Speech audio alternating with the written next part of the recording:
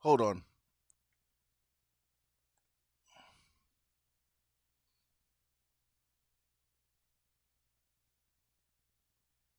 I just want to make sure I'm live before I start.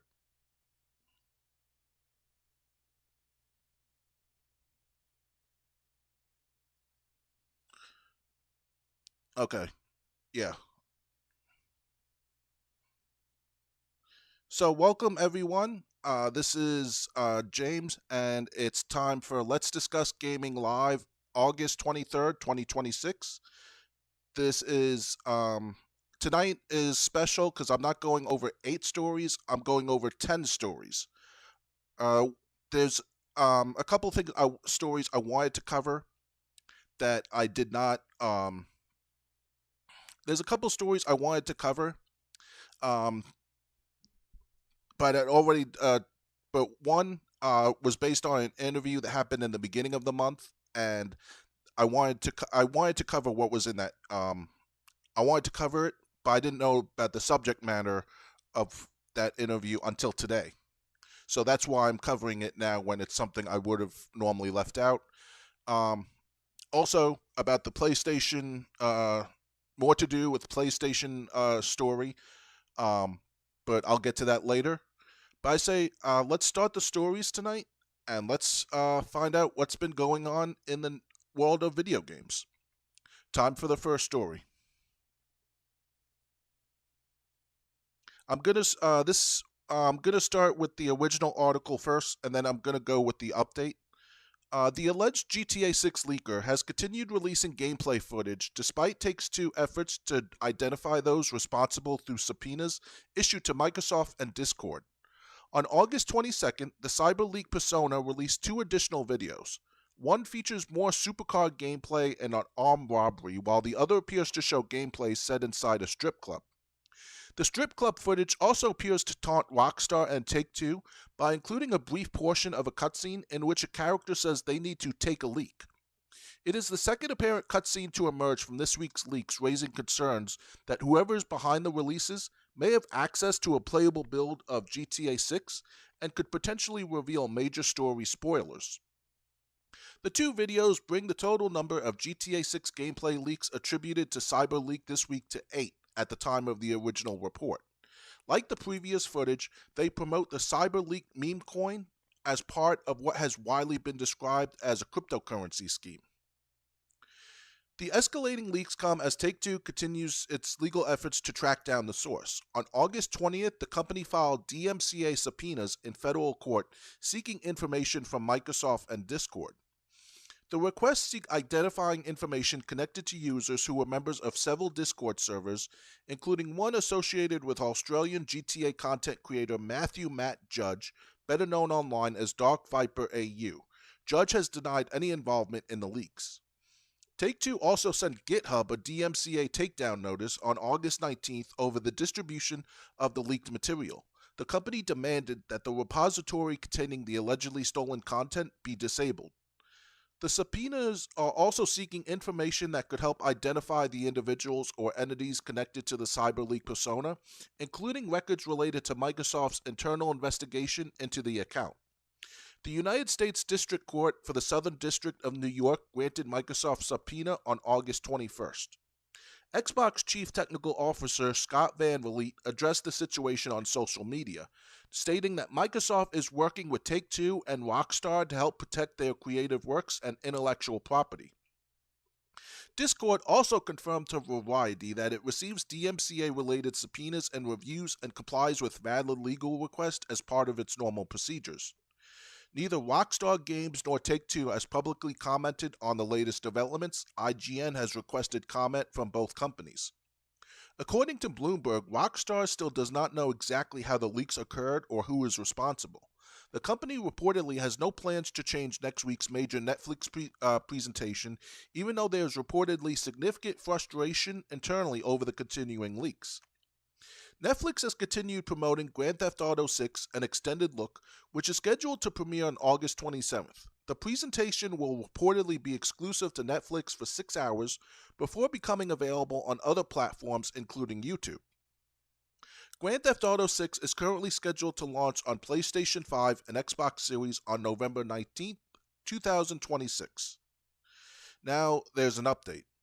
The ongoing GTA 6 leak saga has entered its sixth consecutive day, with the individual or group operating under the CyberLeak name continuing to release gameplay footage despite legal action from Rockstar Games' parent company Take-Two Interactive. The latest leak is the ninth GTA 6 gameplay video to surface this week. The footage features a protagonist, Jason, driving to the gas station where he causes chaos before stealing a pickup truck from a conspiracy theorist. The video concludes with another brief glimpse of the same cutscene that appeared in gameplay footage released the previous day. As with the other leaked videos, the latest footage promotes the CyberLeak cryptocurrency token at the center of what is widely believed to be a crypto-driven scheme. The video also includes a new watermark promoting the persona's apparent opposition to an all-digital future. The message reads, "They want to take your right to resell. The peaceful route got us nowhere. This was plotted by them for years. It is time to fight now or never." Take-Two has continued its efforts to identify those responsible. The company's lawyers have now issued a subpoena to X, formerly known as Twitter, seeking information that could identify the person or people behind three accounts containing CyberLeak in their names. The X subpoena follows two others filed earlier this week seeking information from Microsoft and Discord. Now the comments. Triumph goes, "I heard he trashed his crypto to prove it's not about the money." Force Stream goes, "At this rate, by the time August 27th rolls around, there will be more gameplay details revealed through the leaks than what will be shown in the Netflix exclusive, and both companies deserve it." Lord of Lube goes, "This shit is so funny to watch, man." And yes, I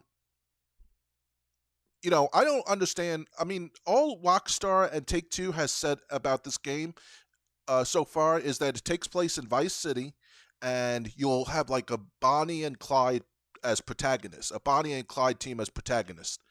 They haven't released anything else themselves, and with the game coming out in about 2.5 months, now they still want you to pre-order, they still want you to buy the game, and what's this Netflix presentation going to be? If it's going to be something like 5 minutes, that's just another slap in the face to consumers.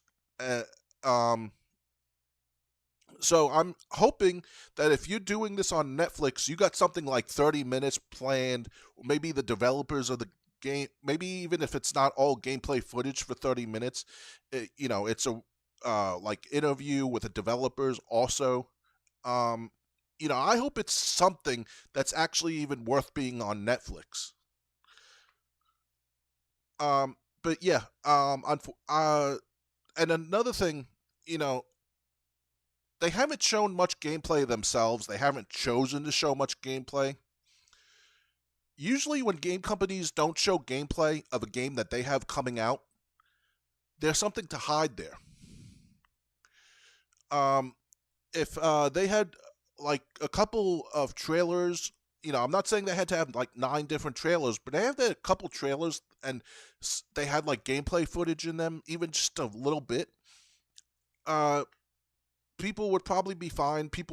But no, they want you to buy Grand Theft Auto 6 in November, digital, by the way, and they don't want you to ask any questions. Just, buy it. Grand Theft Auto. You love it. Buy it. That's what Rockstar and Take-Two wants. And I say digital because I heard reports that a physical disc is supposed to come out in December. So if you want to wait for the physical disc, you got to wait between 2 to 6 weeks after release, depending when in December that physical disc comes out. Yeah, so if you're going to buy this game on launch day, it's going to be digital.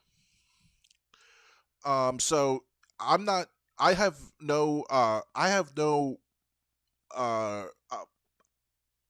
compassion for Rockstar. I have no compassion for Take-Two Interactive. And the thing is, also, the more I see nothing from them, other than gearing up for this big Netflix presentation that's going to be online 6 hours later. what exactly have you been hiding for so long? Is this game going to be a dumpster fire? I mean, I haven't seen the leaks myself, but if you're not going to tell anyone anything about the game and you're already taking pre-orders for the game, give the give the customer something to that other than blind faith, because you really don't deserve blind faith at this moment. So yeah, I have no compassion, and it's gonna be really ridiculous if after that Netflix presentation, more leaks came out. The leak showed more actual gameplay than the Netflix presentation did. Because that first trailer was ridiculous. That first trailer didn't even cover a story. Um, so yeah, that's what I feel. As with what happens with the person doing these leaks, as more news comes out, I'll cover it. Time to move on to the next story, though. Nintendo Direct reveals new Kingdom Hearts 4 trailer and Switch 2 launch plans. Sora's next adventure is coming to Nintendo's new console alongside PlayStation 5, Xbox Series, and PC. Nintendo Direct delivered a major surprise for Kingdom Hearts fans, with the reveal of a new trailer for Kingdom Hearts 4. After years of limited information following the game's original announcement, Square Enix has finally provided another look at the highly anticipated sequel. The trailer featured a mixture of cinematic scenes and gameplay, giving fans a closer look at Sora's next adventure and the combat system that will carry the series into its next chapter. The biggest announcement came near the end of the presentation.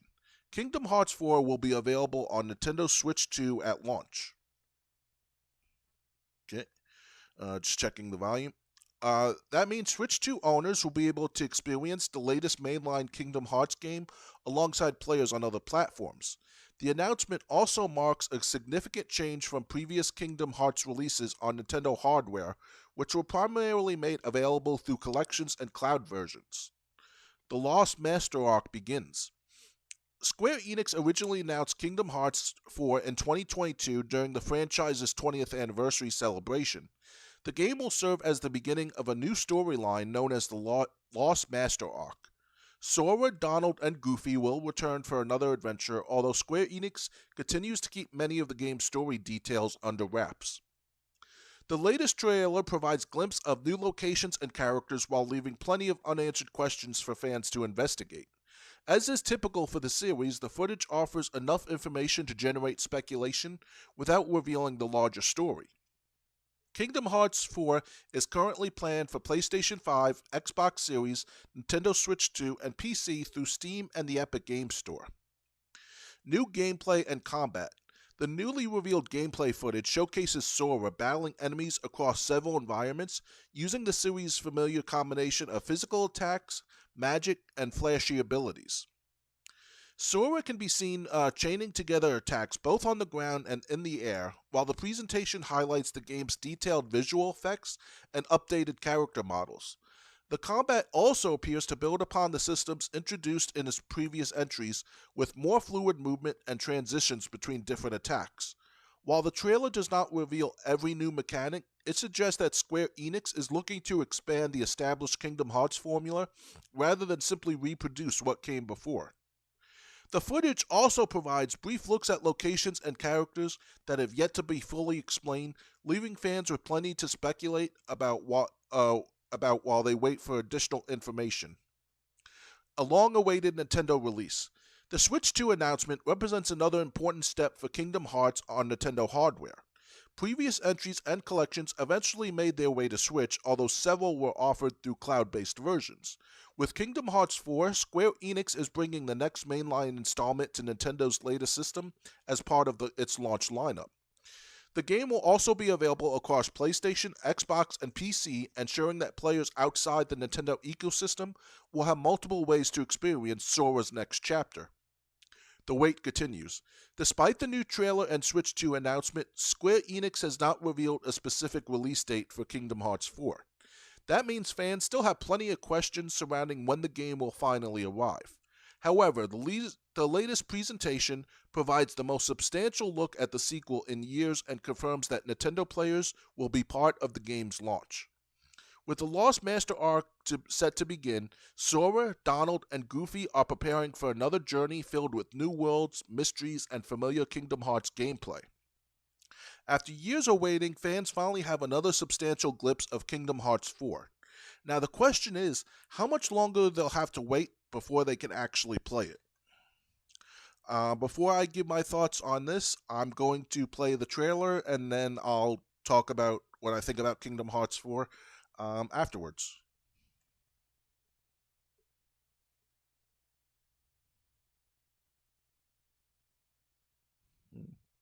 Hmm. この世界の構造はとても複雑で、私たちが定義する光と闇を具現化したものは存在しなかった。でもそれを定義するものがこの世界に来たことで、Let me restart it.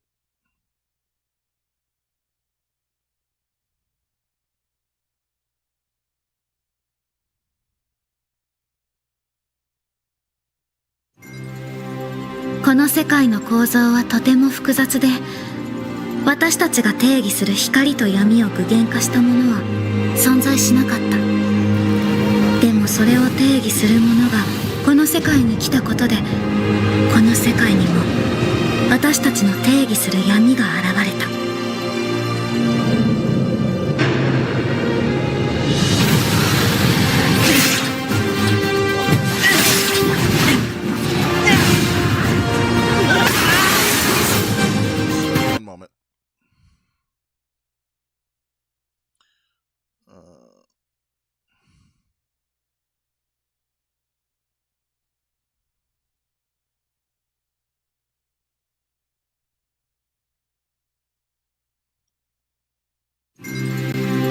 この世界の構造はとても複雑で、私たちが定義する光と闇を具現化したものは存在しなかった。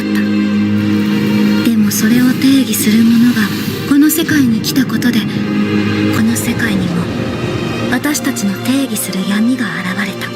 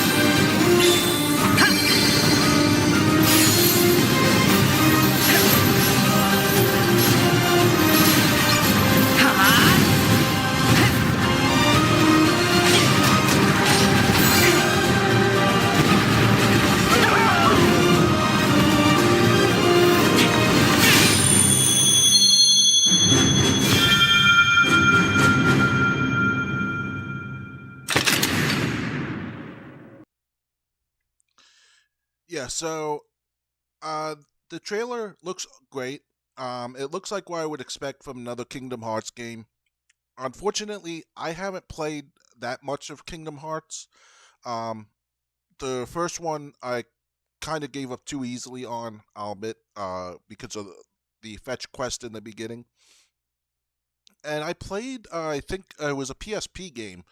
Uh, I forget which one it was, or the subtitle of the PSP game. That one I did really enjoy. I played like the first 3 or 4 levels of that one. I always wanted to get back into Kingdom Hearts, but I would be starting from the beginning. Just so why start this far into it? Yeah, but is it really? I would have to go back to like PlayStation 2 or like get the HD versions on PS3 if I wanted to, which I could definitely do. Um, but yeah, this looks awesome, and I can't wait to hear more about it. Time for the next story. From Software ends the Duskblood's first closed network test session early due to server problems. The first closed network test for From Software The Duskbloods got underway this morning, but severe server problems quickly disrupted the session. The issues became so widespread that From Software ultimately decided to end the first testing period early. The initial session was scheduled to run from 3 a.m. Pacific, 6 a.m. Eastern, until 7 a.m. Pacific or 10 a.m. Eastern, so for 4 hours.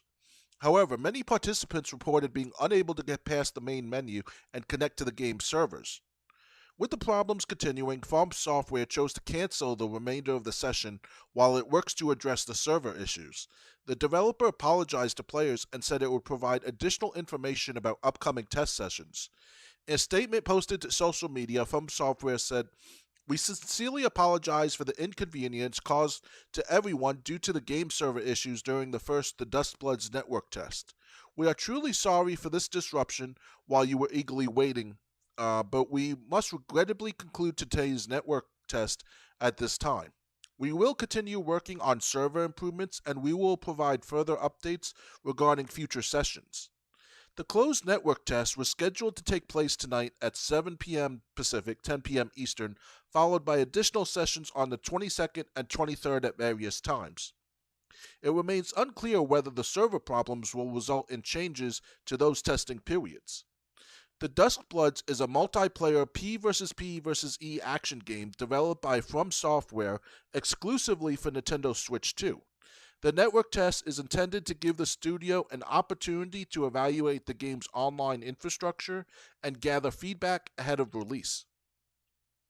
For now, players interested in the game can check out additional details from the extensive hands-on previews and recently released gameplay footage, which provide a closer look at what From Software has planned for its latest multiplayer project. Unfortunately, this is something that you have to expect when it's with testing periods like this. It's a shame, obviously, the sessions that were planned for yesterday and today did not happen. But I'd rather this happen like on a testing session rather than happen in the final copy of the game or the final release of the game. Final release before patches, obviously.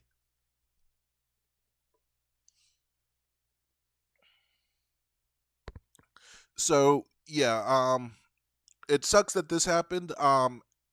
As more dates, when people can check out this game, if they are interested, I'll let them know as soon as I hear about it.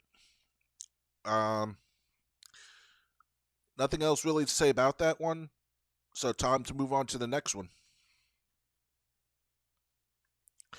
PlayStation fans plan week-long blackout to protest Sony's move away from physical games. The hashtag PS Blackout campaign is asking PlayStation players to avoid PSN and their consoles from August 23rd through August 30th.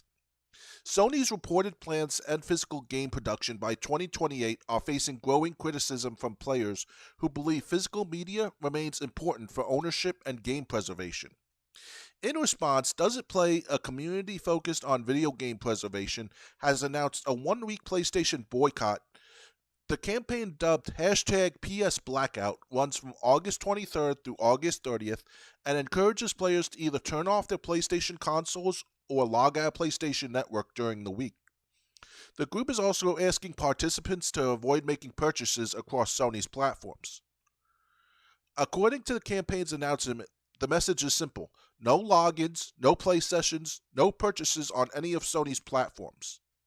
The campaign has already generated debate over whether a one-week blackout will have any meaningful impact on Sony.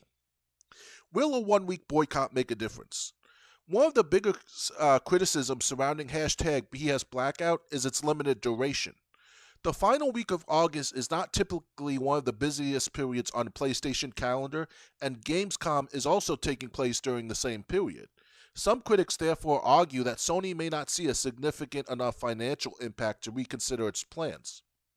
Others participating in the discussion have suggested more substantial measures, including canceling PlayStation Network subscriptions for several months or avoiding digital pre-orders.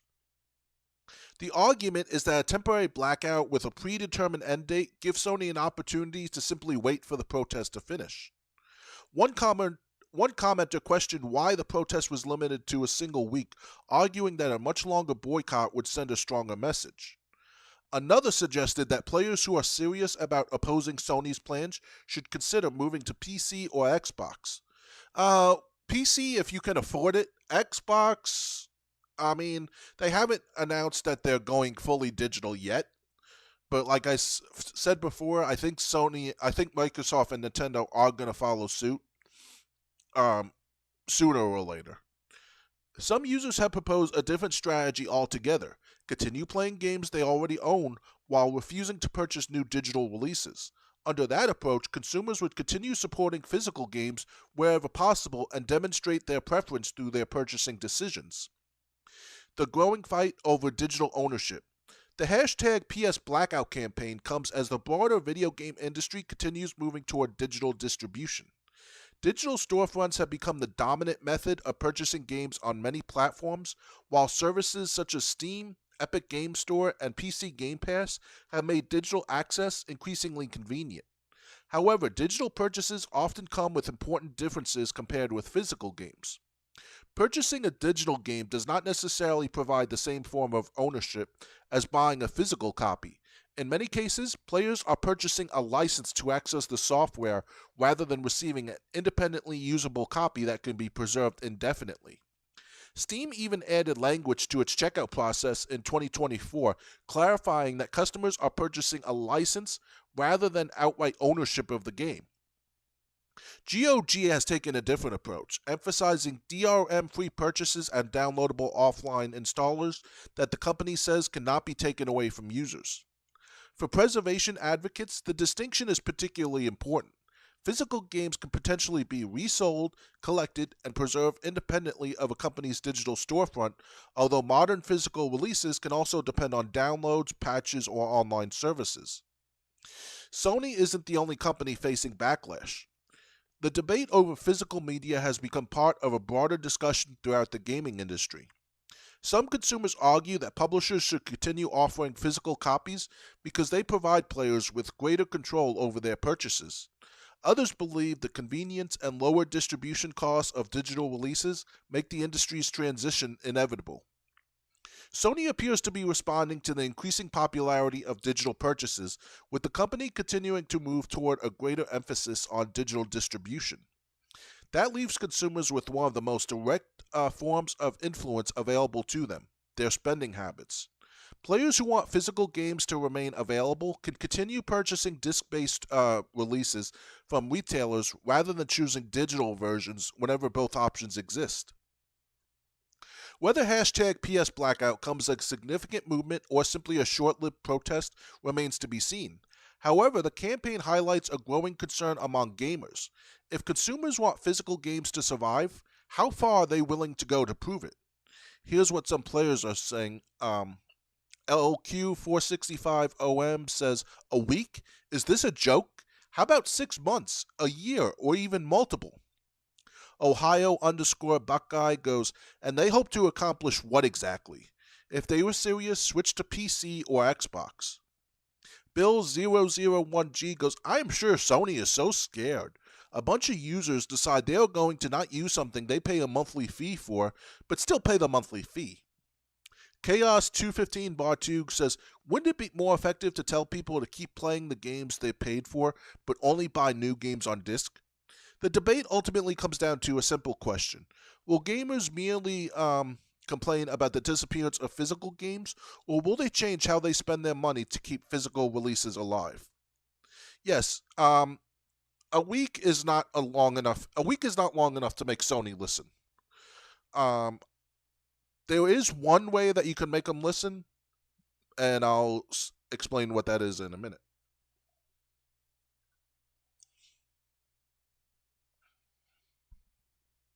A week could be effective if, say, you canceled your pre-order for Wolverine and decided not to buy it, and abstain, and only because I think Wolverine, does that have a physical release or is that just digital? So not by so if it was just a week, it would have to be something that Sony would end up losing a lot of money on that they otherwise would have made money on. But the fact that nothing is happening this week, Sony, it's not going to hurt Sony enough. And yeah, you would have to cancel PlayStation Plus and not keep paying them, because paying the monthly fee and not using it doesn't hurt Sony at all. That hurts you. So if you wanted to black out using any Sony products or any of their services, then you would have to cancel PlayStation Plus, and it would have to be the only way it could happen. Like I said, they would have to lose a lot of money, like the new Wolverine game coming out, I think in September. If sales for that were drastically low, or people just bought it actually, let me check to see if that game is actually even coming out. Does Wolverine on PlayStation have a physical copy? We'll have a standard physical copy. Okay, and it will be straight from the disc. So yeah, if you and it does not require a mandatory download. Okay, so it looks like Wolverine will have a physical have a physical disc, and you can play it offline. So if you just buy Wolverine physically, or if you just stop buying from PlayStation altogether, you would have to do it longer than a week. Even if you boycotted something, a big release Sony was planning, I'm not sure that would do it. I'm not sure that would do enough damage, because you also got to get enough people that will seriously take part in this. There's so many people that will still buy it regardless, and it just means that you miss out, at least in the initial rush of getting whatever game it is. And how many people are really going to cancel PlayStation Plus? That's one way to make them listen, because you're taking money out of their pockets. But if only a few people or a few hundred people cancel PlayStation Plus, Sony's not going to feel that. They probably won't even notice that. So yeah, a 1 week ban, a 1 week blackout. I mean, I say go back to retro. PlayStation 3, PlayStation 2, or check out, if you've already grew up with those consoles, check out Xbox 360. Check out other consoles and spend your money there on secondhand retailers like eBay. I think GameStop still sells retro games. Some do. Some GameStops do anyway. Or if you have a used video game store in your town, support them. And you would have to, and it would have to be for at least, I think, 6 months. Because keep in mind, they go through fiscal reports quarterly. So you would have to do it for at least 3 months before it showed up even in a report, if not longer. And it would have to be enough of an impact where Sony realized, whoa, this is what this is what we can look at and expect to still make if we continue course. But yeah, a week. I don't even. I know I said it could be during the week of a big release. I don't even think being a big release would help. So yeah, if you're really upset, cancel PlayStation Plus if you pay for it monthly, or cancel it or use the rest of it, I guess. I know with Game Pass they have the auto billing where they automatically renew your subscription every month, and you have to turn that auto billing off.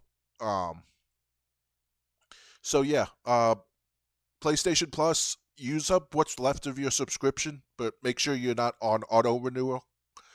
Um, and yeah, just buy disc-based games.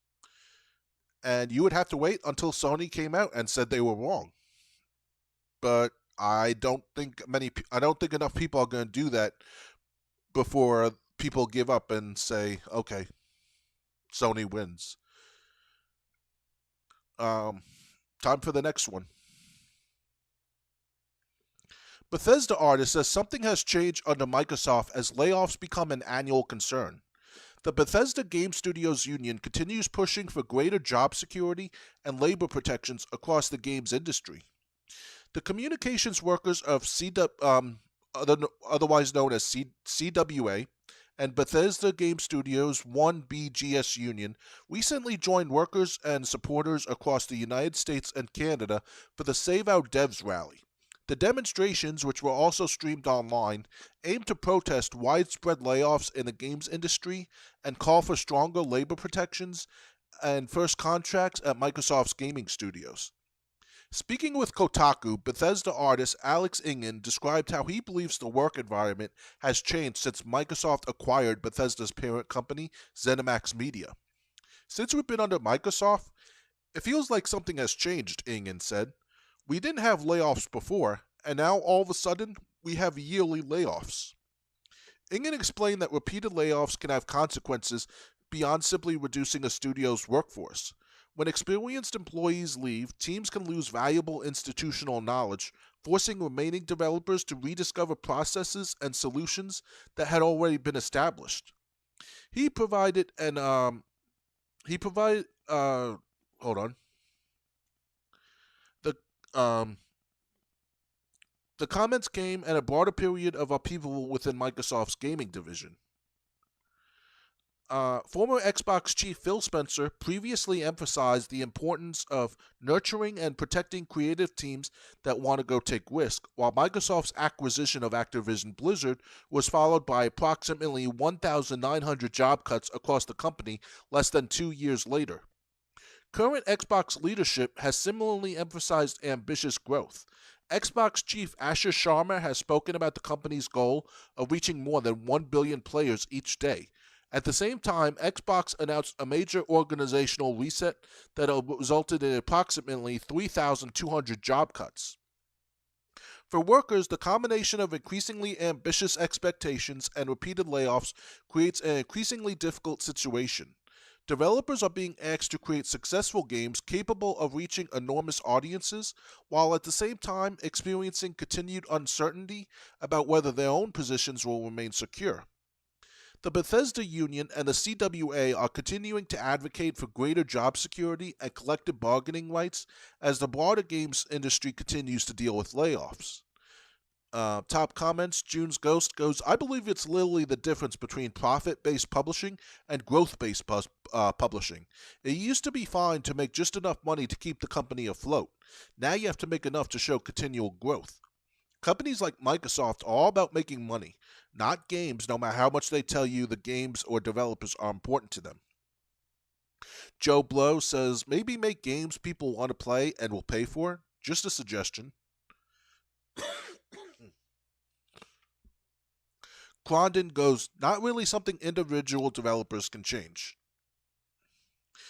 Yeah, one thing this didn't mention, and I'm gonna rag on him again, because I usually do. Phil Spencer. He said keep in mind, near the end of the Let's Discuss Gaming podcast, I read a report where Phil Spencer said he knew when the Activision Blizzard merger was going to go through, was going to happen. He knew he was going to have to cut thousands of jobs.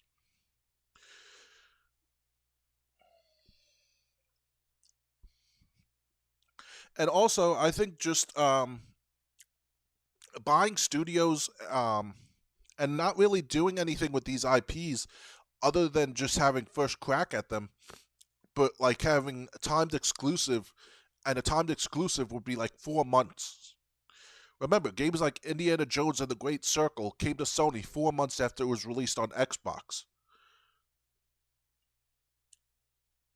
Um, so I think it's not just. I think it's not just the developers. I think it's also basically leadership starts at the top, and for a long time that was Phil Spencer.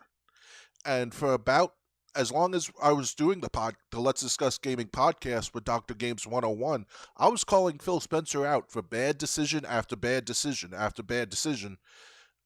And I swear these bad decisions, they were going to have to be rectified somehow. They were going to have to be like I said, if Phil Spencer was still in charge, maybe Microsoft would have made him uh, do job cuts. But I mean, with the damage he caused, uh, running the company the way he did, um, it's. I thought, I've said this before. I think the writing was on the wall.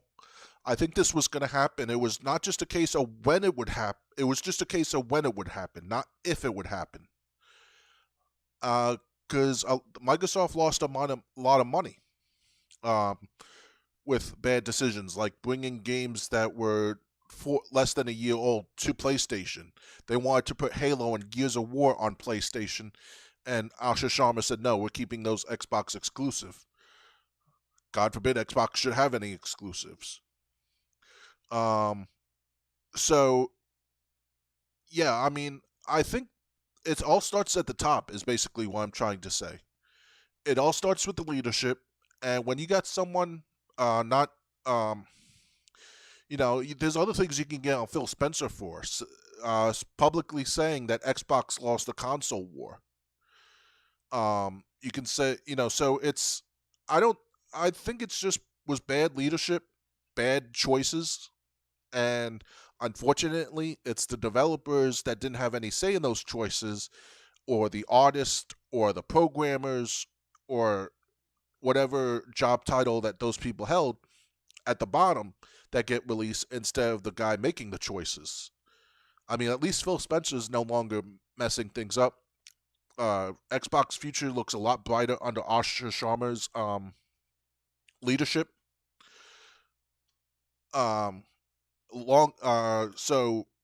hopefully things will change. But I think this was just like a long time coming, and now it's happening. Let me know what you think. Time to go on to the next story. 2XKO development to end at Riot Games less than 1 year after launch. Riot Games is ending active development on its 2 vs 2 fighting game just months after release. In a surprising decision, Riot Games has announced that active development on 2XKO will come to an end in December 2026. The announcement arrives less than a year after the game's initial PC launch and only a few months after its release on additional platforms. The news is particularly unexpected given that Riot had previously outlined plans for additional content, including multiple DLC characters scheduled to arrive as part of the game's 2026 roadmap. The sudden decision to stop development has left many players questioning why the fighting game is being discontinued so soon after its launch. Riot officially announced the change on August 20th, 2026, outlining several changes that will take place before development ends. Among them is the planned disabling of 2XKO's in-game currency. Riot also says that it will issue refunds for certain purchases made before the announcement, including KO points and the game's starter edition. Refunds will be processed throughout the remainder of 2026. The end of active development does not mean every aspect of 2XKO will immediately disappear. However, Riot's decision represents a significant change in direction for a game that had been positioned as a long-term competitive fighting title.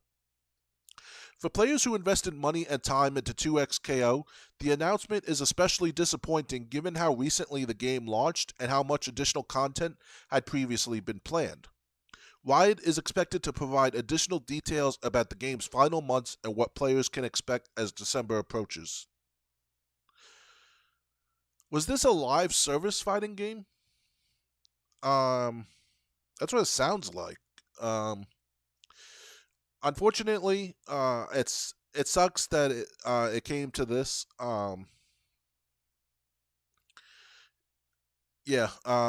Active development. Um, I never even heard of 2XKO. So, but it said active development. Did that just mean like updates, or does because they said players are going to be refunded on certain purchases made by a certain date, made before a certain date.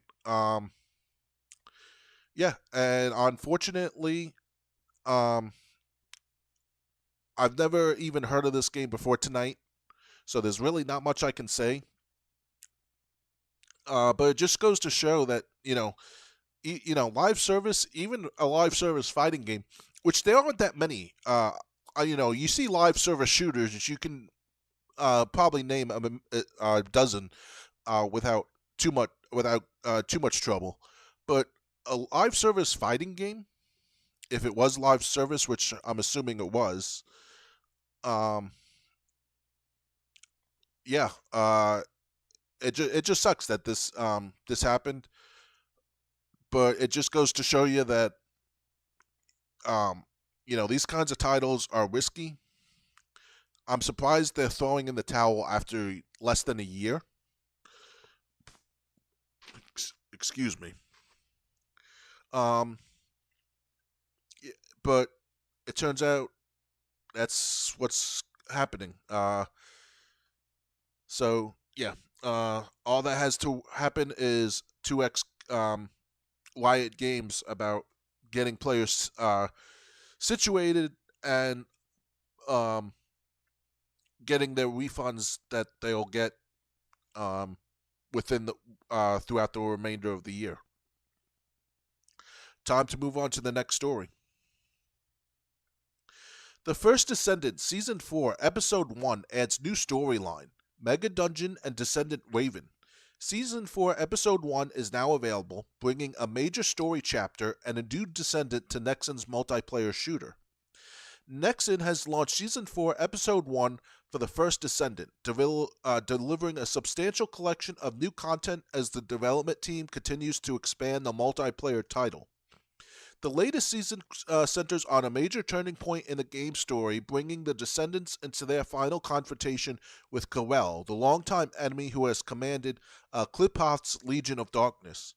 According to Nexon, Karel's invasion leaves Albion, the Descendants' home base, under attack and in flames. The new storyline also aims to provide a deeper look at Karel himself, exploring his motivations and revealing previously hidden secrets as several of the game's ongoing storylines reach a major conclusion. The update introduces the new Karel's Mothership Mega Dungeon, along with a limited time conquest mode and a new Transcendent weapon system. Players can also take on the repeatable roguelike Trials mode and make use of pre-built character setups that rotate regularly. Several existing systems and characters have received attention. Kyle and Keelan have been revamped, while 6 new events give players additional activities to tackle throughout the season. The biggest addition to the roster is the new descendant, Raven. Raven previously served as the leader and arbiter of an underground guild in Albion, and has connections to existing descendants including Viessa, Kyle, and Sharon. She has a distinctive gothic appearance, complete with a Raven-themed outfit and a Raven companion. As a non-attribute fusion descendant, Raven focuses on firearms and skill-based combat using a shotgun alongside mobility abilities. Rather than consuming MP, her abilities are built around shield management. She also features unique movement animations, including her own dedicated dodge roll animation. Players will have multiple ways to obtain Raven, with the character available through both high and low level content. Completing the Season 4 Episode 1 storyline rewards players with Raven amorphous material and 100 rare basic materials, making the new Descendant easier to acquire simply by progressing through the story. Season 4 Episode 1 is available now for all of the First Descendant players. So what we're going to do is we're going to look at the the trailer for Season 4 Episode 1, and then the second trailer that I'm going to show is about this new character, Raven. So just one moment.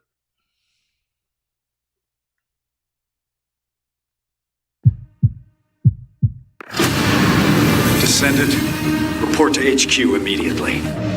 That is the direction of Corral's fleet. It is towards Albion. The operation is called Last Dawn. Listen, you will not be able to connect to me inside that ship.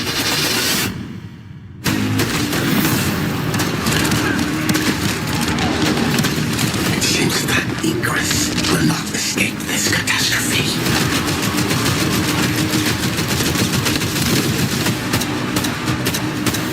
There is no more time. I must complete the other. If you are willing to make this sacrifice, then I too will risk everything. Mythos will rise again.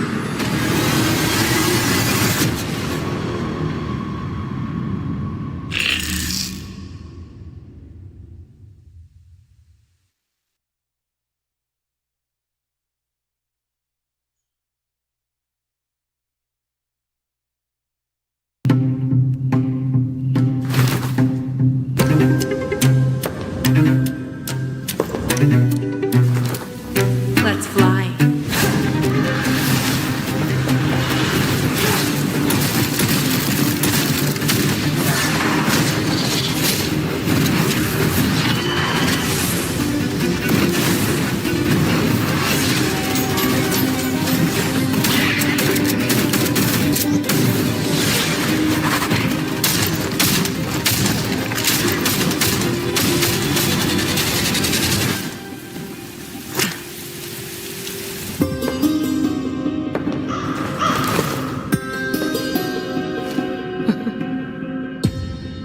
Playtime.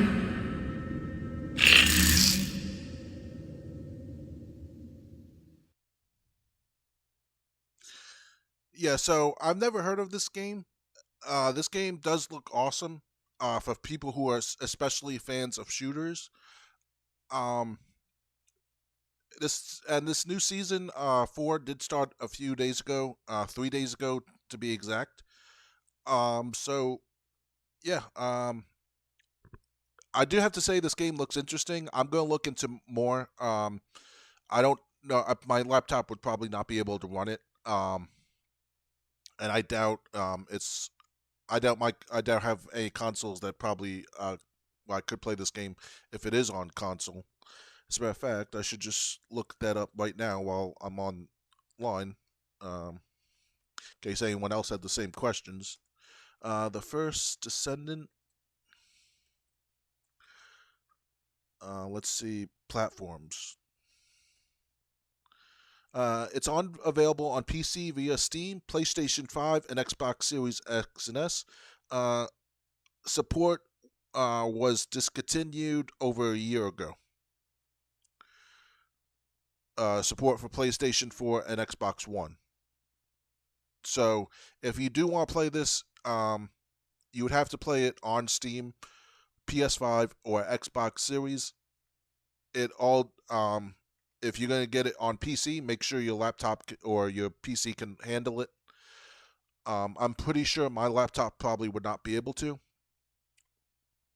But yeah, it looks like a great shooter, and it looks fun. So I say, let's move on to the next story.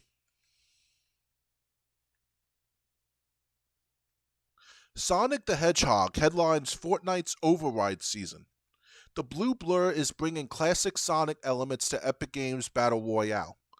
Sonic the Hedgehog is speeding into Fortnite as the headline character for the game's upcoming Override season.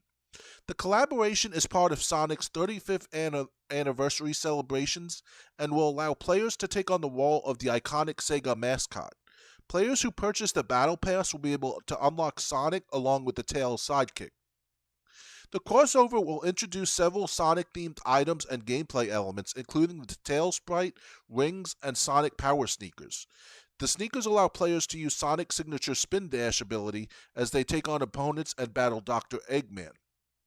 Bringing Sonic and his friends into Fortnite gives generations of fans an exciting new way to experience these beloved characters together and serves as another major moment in Sonic's 35th anniversary.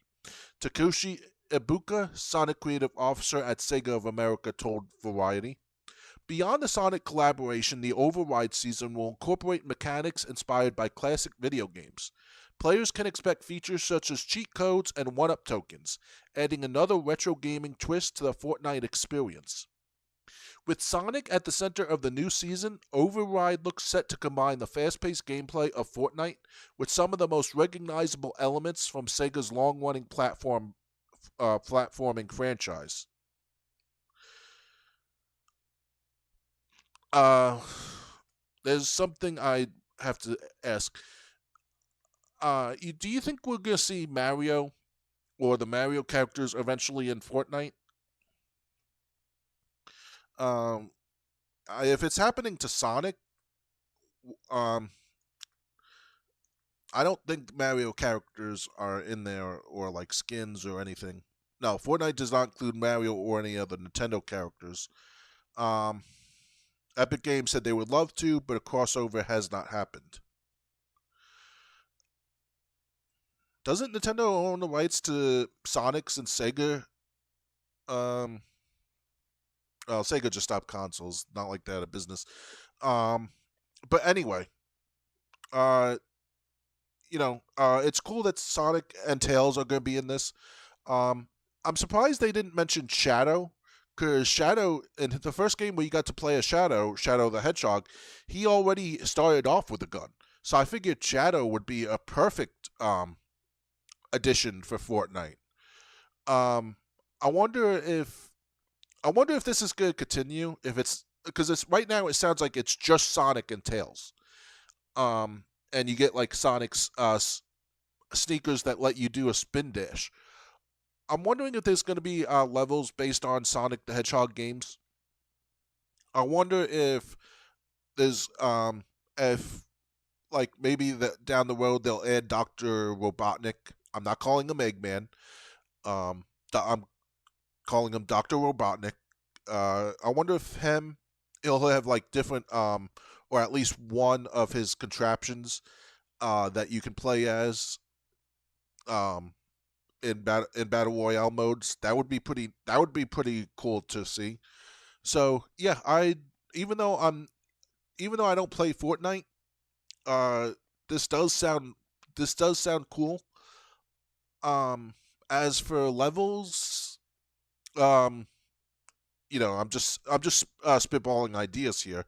What I would like to see if I did play Fortnite. How about a Casino Night zone? A level based on that. That would be pretty cool to see like giant slot machines everywhere and platforms. That would be, I think, pretty awesome. Yeah. I don't know about Silver or like the other characters though. I don't know. So it sounds like it's something that would be cool, but in order for it sounds like something that would be cool. But hearing that what they're adding so far just makes me say, well, I want this to be added. Why not add this? Can't you do this? Obviously, it's all could happen in the future. But right now, it's just Sonic, and if you get the Battle Pass, you get Tails, and Sonic sneakers to do spin dashes. Like I said, I think Shadow would be a great addition down the line. Dr. Robotnik, especially if he's in control of one of his contraptions, that would be great. And make a Casino Night Zone level. But that's my suggestion. So let's get to the next story.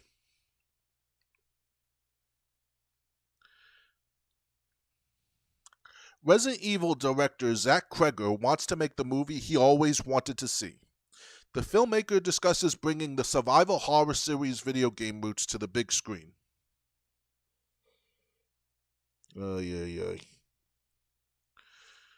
Resident Evil is returning to theaters with a new adaptation directed and co-written by filmmaker Zach Krieger.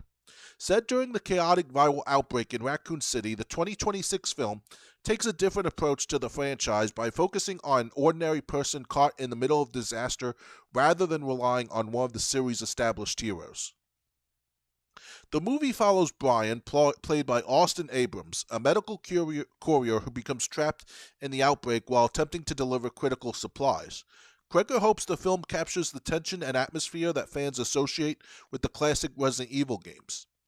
Speaking at San Diego Comic-Con 2026, Kreger explained that his primary motivation was creating that type of Resident Evil movie he had always wanted to see. It's really exciting, Kreger said. I've always wanted to see a Resident Evil movie that looks like what I experience when I play the games. And so that was kind of the whole point of making this. I want to make the movie that I wish existed. The director said seeing fans respond positively to the project has been particularly rewarding. I don't know if that positive response is going to last, but I'll save that for the end. An ordinary person in a horror game. Rather than making Brian an experienced action hero, Kreger intentionally designed him as an ordinary person with little ability to deal with the situations surrounding him. Kreger compared Brian to Ethan Winters rather than Leon S. Kennedy, emphasizing that Brian's lack of experience makes him more relatable. He's like more of an Ethan than a Leon, Kreger explained. To me, it's more interesting to watch somebody who would have had all the skills that I have, which is to say 0 skills. According to Kreger, Brian isn't an expert with firearms and isn't particularly capable of fighting the monster he encounters. His natural response is to panic and try to get away. That also separates him from the typical horror protagonist who repeatedly makes questionable decisions and walks directly toward danger. Brian spends much of the story trying to escape rather than investigating threats. Kreger pointed out that Brian's biggest mistake isn't recklessly entering a dangerous situation. Instead, he chooses to help someone after accidentally hitting a woman with his car. He's in a horror movie. He just is doing the right thing, Kreger said, bringing the video game camera to the big screen. One of the film's most distinctive elements is the approach to cinematography. Kreger wants to recreate some of the visual language associated with modern Resident Evil games, particularly the third-person camera that follows the protagonist while allowing players to see the surrounding environment. The director said video games had influenced the visual language of his generation just as much as traditional movies. I am visually informed by these games I played since I was a little kid, Kreger explained. The film frequently uses a wide-lens third-person perspective, keeping Brian in the center of the frame while allowing the audience to observe the world around him. Kreger and Abrams also work closely with the camera operators to synchronize Brian's movements with the camera, creating the impression that the character's attention is controlling what the audience sees. The movie also incorporates first-person perspectives. For Kreger, these techniques aren't simply gimmicks designed to make the movie look like a video game. He believes they can also make the audience feel more immersed in the environment, establishing the style before the horror begins. Kreger said the visual approach appears even during quieter moments rather than being reserved for action sequences. He pointed to the opening scene in which Brian enters a hospital lobby and looks around. The movie uses its third-person camera style for an extended sequence despite the fact that Brian isn't running from monsters or fighting for his life. The intention is to establish the film's visual language immediately. I'm just trying to train the audience, Kreger said. This is what this movie is. This is like a video game from the jump. By establishing the camera style before the action begins, Kreger hopes viewers will become accustomed to the approach before the outbreak escalates. Kreger didn't expect to direct the movie. One of the more unusual aspects of the production was that Kreger originally wrote the screenplay without expecting to direct it himself. He assumed another filmmaker would eventually take over the project. I wrote it thinking someone else would direct it, Kreger said. They'll never let a schmuck like me do this. That allowed him to write the screenplay without worrying about the practical challenges of bringing every ambitious idea to the screen. Once the movie received the green light and Kreger learned he would be directing, however, the reality of the production quickly set in. He ultimately decided not to substantially alter the screenplay because he still believed in the story he had originally written. I didn't change anything because I really love the script, he said. So I was like, this is why I fell in love with. This is why I want to make this. So I'm not going to compromise the script. Instead, Kreger had to figure out how to turn the ambitious screenplay into an actual movie while dealing with the realities of budgets, schedules, and production limitations. Bringing Kreger's Resident Evil to life. Kreger described the transition from getting a movie approved to actually making it as an abrupt change. He recalled having only a brief moment of excitement after receiving the green light before being confronted with the practical challenges of production. You realize, like, oh, I've entered a new world of pain and it's going to last for years, Kreger said. For the director, filmmaking ultimately became a continuous process of solving problems while trying to preserve the elements that made him passionate about the project in the first place. With Resident Evil, that means staying true to the survival horror experience that inspired him while translating the distinctive visual language of the games into a feature film. If Kreger succeeds in achieving that goal, audiences could finally get the Resident Evil movie he has wanted to see himself, one that feels less like a traditional action horror adaptation and more like being dropped directly into a survival horror game. Oh boy, we're in trouble. I will say there is one thing Kreger said that about this movie that I did like when I first heard about it. He does want to add in more things. Like, he wants to add in more puzzles, so to the like that the protagonist has to complete to access different rooms and things like that. The protagonist does have to. The protagonist also has to will have, like, you'll actually see green herbs. You'll actually see first aid spray. And I think that stuff is kind of cool. But I saw the lead cast for this, and the lead cast is my first big issue with this. The lead cast looks like you took the name Resident Evil and you don't have any of the characters. You don't. I'm not even sure if it's Raccoon City that's taking place. Honestly, once you strip Chris, Jill, Leon, Claire, Ada, who else? Once you strip those guys, once you strip Raccoon City away, it's not Resident Evil anymore. It's Resident Evil in name only. That's my big problem with this movie. I tried to watch what was George Romero's Resident Evil because it was free on YouTube. When I saw they made Jill Valentine Hispanic, I was like, I'm out. Again, Resident Evil's been around since the mid '90s. We people who grew up with the games, we want to see these characters done right. If they're going to be, and we don't want to see a movie that has no Resident Evil characters at all, and it's just Resident Evil name only. Why didn't you just name it why did you just not name it something else and say inspired by Resident Evil? That would have been better off. So yeah, George Romero's Resident Evil that came out like in 2021 or whatever. If you haven't seen it, don't bother. It's awful. And yes, this is coming from someone who owns this, the 6 Milla Jovovich Resident Evils on Blu-ray. I do have to admit, I do have mixed feelings about the different movies in this collection. The first movie I hated when it came out in 2002. Simply for not having any characters that were Resident Evil specific. Then Resident Evil Apocalypse came out, and they had Jill Valentine, they had Nemesis, they had Carlos, and I was like, okay, this is more what I wanted. This is better. And then the third movie, with Ali Larter playing Claire Redfield, and it was like, okay, you got Claire, you still got Carlos, you still got LJ, you still so that was okay. And I don't think Wesker was in that movie. If so, I think he was like in that movie for very short. Not as much as the other ones.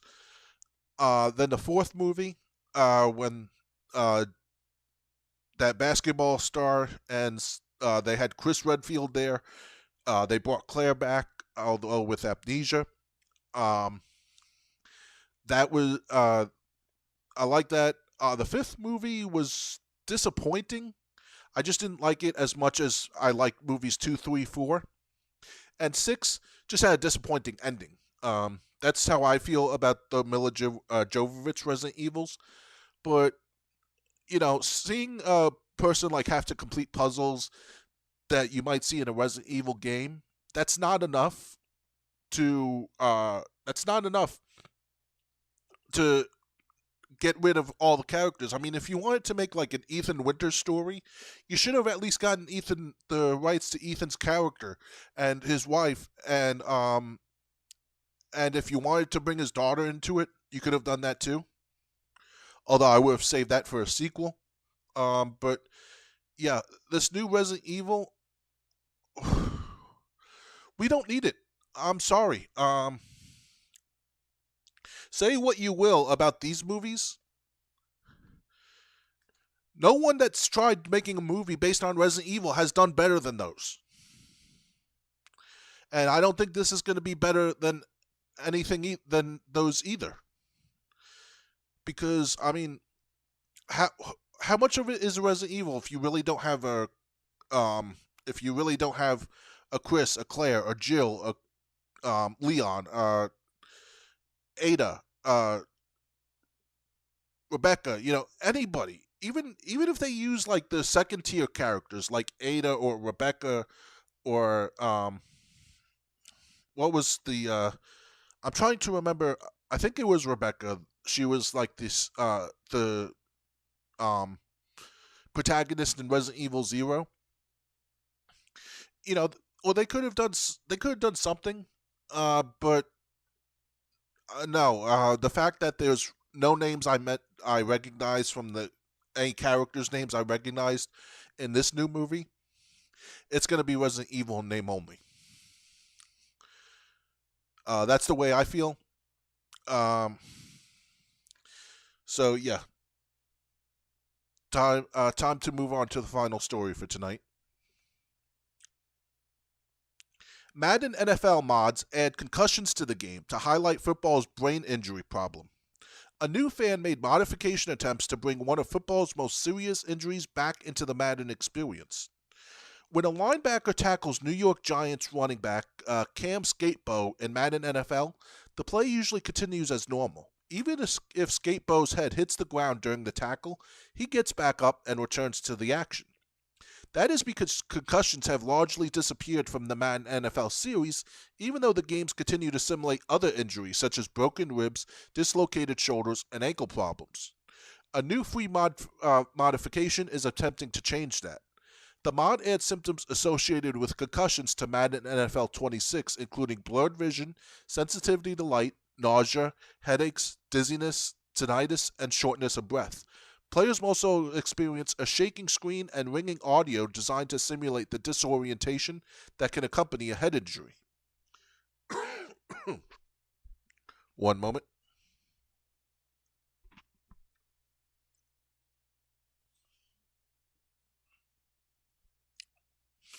The modification is relatively limited in its reach, but its creators hope it will draw attention to the absence of concussions from one of the most realistic representations of professional football available in a video game. The latest installment, Madden NFL 27, was released August 13th and continues the franchise's long-standing emphasis on authenticity. The series includes detailed player appearances, signature throwing motions, and new plays designed to replicate changes in the NFL. For years, EA Sports promoted the franchise with the slogan, "If it's in the game, it's in the game." That raises a question. Where are the concussions? EA Sports declined to comment on the modification. Realism has its limits. Chris Borland, a former NFL linebacker who retired after his rookie season because of concerns about the long-term consequences of brain injuries, supports the mod's attempt to raise awareness. However, he cautioned that simulating concussion symptoms in a video game cannot fully recreate what an actual brain injury is like.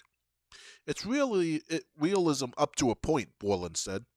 He questioned how far a video game could realistically go in portraying the consequences of a concussion, including the effects an injury can have on a person's behavior and relationships away from the football field. The modification is currently available only for the PC version of Madden NFL 26. It was created through a collaboration between healthcare marketing agency Click Health, and the Derek Shealy Foundation, a nonprofit organization focused on concussion awareness. The foundation takes its name from Derek Shealy, a college football player who died after suffering a brain injury during practice. Concussions were once part of Madden. The absence of concussions is particularly notable because the injuries were previously represented in the Madden NFL series. In Madden NFL 12, released in 2011, concussions were presented as an educational element of the game. Players who suffered suspected concussions were removed from the field, while commentators discussed the seriousness of head injuries. John Madden, who played a major role in the development and identity of the franchise, supported the inclusion of concussions at the time. He argued that the game had a responsibility to show players that continuing to play after suffering a concussion was not something to take lightly. Earlier versions of Madden also included visual representations of serious injuries. In games from the 90s, injured players could be taken away from the field by an ambulance. Later installments showed players holding their heads in apparent pain before undergoing what appeared to be concussion evaluations. Several real-life players who appeared on Madden covers, including Michael Vick and Lamar Jackson, have also experienced concussions during their NFL careers. But the depiction of head injuries becoming increasingly complicated as the NFL faced mounting scrutiny over the long-term consequence of football. Why did concussions disappear? By the end of the 2010s, concussions had largely disappeared from Madden. That period coincided with an unprecedented public discussion about brain injuries in football. Hall of Famer linebacker Junior Seau died by suicide and was later found to have chronic traumatic encephalopathy, or CTE, a degenerative brain disease associated with repeated head trauma. The NFL also faced a major lawsuit from thousands of former players and their families who accused the league of concealing the risk associated with brain injuries. The league eventually reached a settlement with more than $1.5 billion reportedly paid in claims. The issue also reached mainstream audiences through the 2015 film Concussion, starring Will Smith, which dramatized the discovery of CTE in professional football players. Ben Utecht, a former NFL tight end who retired in 2010 because of concerns surrounding repeated concussions, believes removing head injuries while retaining other injuries creates an inconsistent representation of football. You shouldn't just remove one injury if you're going to include the rest, Utecht said. Players can still suffer other injuries in Madden, forcing users to decide whether to leave an injured player on the field or replace them. Players can also disable injuries entirely. The NFL has had input. The NFL's licensing department reviews Madden each year as part of the game's quality control process and can provide feedback to Electronic Arts. A former NFL executive said the concussion evaluations had previously been discussed as part of the game's development. One challenge was determining how to represent concussions realistically. Unlike many other injuries, concussions cannot simply be assigned to every player involved in a major collision. Two players can experience similar impacts, and only one may suffer a concussion. Another person familiar with the discussions recalled conversations about what type of hit should trigger a concussion in the game and how the injury should be incorporated without making the experience unrealistic. The NFL declined to comment. The issue remains relevant in the real world. The league reported 168 concussions during the 2025 season, up from 129 the previous year. The NFL attributed part of the increase to rule changes designed to encourage more kickoff returns. Under the league's concussion protocol, players showing signs of a possible concussion are required to undergo an evaluation, indicating testing in the blue medical tent on the sideline. Remembering Derek Shealy. For Kristen Thompson Shealy, executive director of the Derek Shealy Foundation, the popularity of Madden makes the game an unusual opportunity to educate people about brain injuries. She knows how many people played the series because her son Derek enjoyed Madden himself.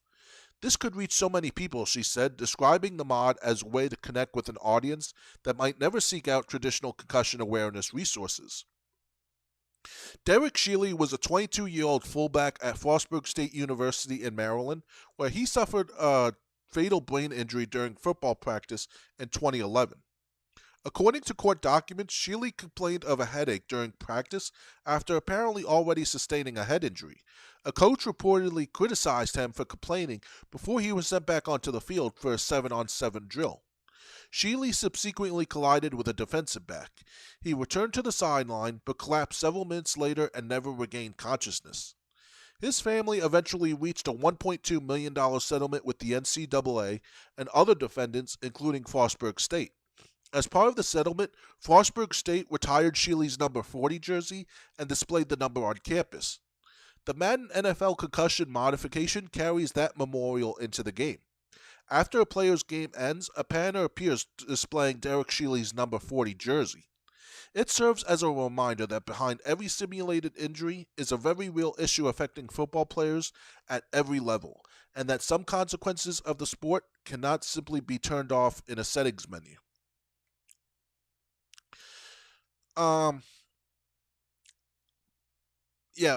So it's weird. It's weird to comment on this because it's a sad issue. But it's definitely a message that has to get out. That athletes in really almost any sport should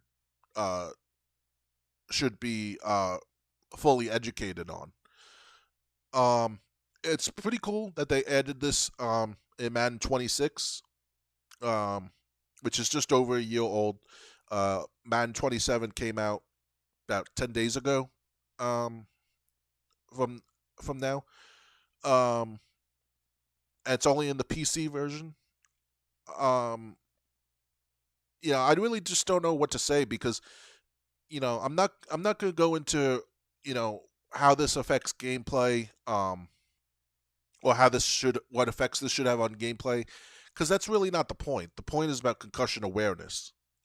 I would say, while you're trying to raise awareness, and that should definitely be made aware of, don't when you're putting it in the game, don't make it seem like it's an educational game about concussion awareness. You are, what I would suggest, maybe if they can do it, add it like in the career mode, and like show players, like say someone has to retire because they got a concussion in Madden, show what they would have to deal with off the field.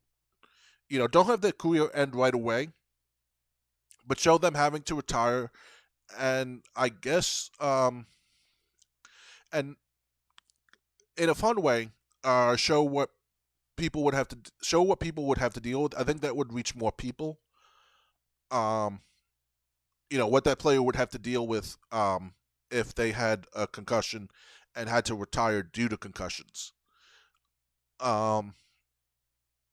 That's something you could do. But this isn't but also, like I said, this isn't about a mod added to a game. This is about a serious issue that many athletes should be aware of. So, I really can't say anything bad about this. It's like I said, it's something that definitely needs. Everyone should be aware of. Every person that wants to be an athlete in any physical contact game. So if you're playing if you're, if you're like in synchronized swimming, I don't think you have to worry about concussions too much. But like any physical contact game, I think any way to get the word out there about how serious this is a good thing. I really, I don't have anything else to say about it. So I hope you enjoyed this. Give me a thumbs up if you did. Also subscribe. And until next time, game on.